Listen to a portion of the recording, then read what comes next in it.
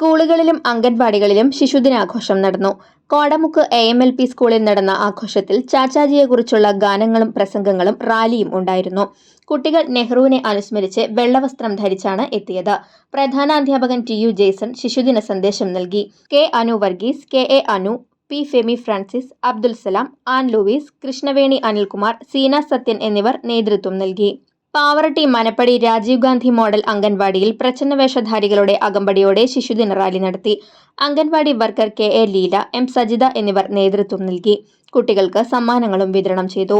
Mullassery good shepherd central സ്കൂളിൽ ശിശുദിനാഘോഷത്തിന്റെ ഭാഗമായി അരങ്ങേറിയ തെരുവുനാടകം ശ്രദ്ധേയമായി.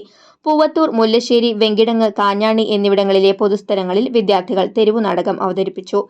സോഷ്യൽ മീഡിയയുടെ അമിതമായ ദുരുപയോഗം മൂലമുണ്ടാകുന്ന ഭവിഷ്യത്തുകൾ, മാതാപിതാക്കളോടുള്ള അനാദരവ് ഇതെല്ലാം വിഷയമാക്കിയാണ് തെരുവുനാടകം അവതരിപ്പിച്ചത്. വിദ്യാർത്ഥികളുടെ വിവിധ കലാപരിപാടികളും നടന്നു. School principal father Tijo Mullakkara, sister Anu, Sheeja Dileep എന്നിവർ നേതൃത്വം നൽകി. പാടൂർ വാണിവിലാസം UP സ്കൂളിൽ നടന്ന ശിശുദിനാഘോഷം പ്രൗഢഗംഭീരമായി.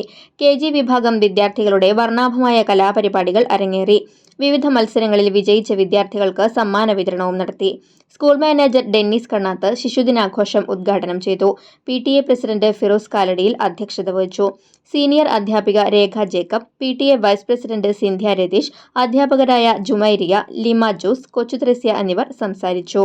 ഏനാമക്കൽ സെന്റ് ജോസഫ് ഹൈസ്കൂളിൽ ശിശുദിന റാലിയോടെയാണ് പരിപാടികൾ തുടങ്ങിയത്. നൂറുകണക്കിന് കുരുന്നുകൾ വെള്ളവസ്ത്രം ധരിച്ച് റാലിയിൽ അണിനിരുന്നത് കൗതുക കാഴ്ചയായി. പ്രധാന പാതയിലൂടെ നടന്നു നീങ്ങിയ റാലി സ്കൂളിൽ സമാപിച്ചു. കുട്ടികളുടെ പ്രധാനമന്ത്രി ഏതൻ ലൂക്ക്, സ്പീക്കർ ഋതു പല്ലവി എന്നിവർ റാലിക്ക് നേതൃത്വം നൽകി. തുടർന്ന് നടന്ന ആഘോഷ പരിപാടികൾ പ്രധാനാധ്യാപകൻ ജോഷി പോൾ ഉദ്ഘാടനം ചെയ്തു. മദർ PTA പ്രസിഡന്റ് അശ്വതിനാഥ് അധ്യക്ഷത വഹിച്ചു.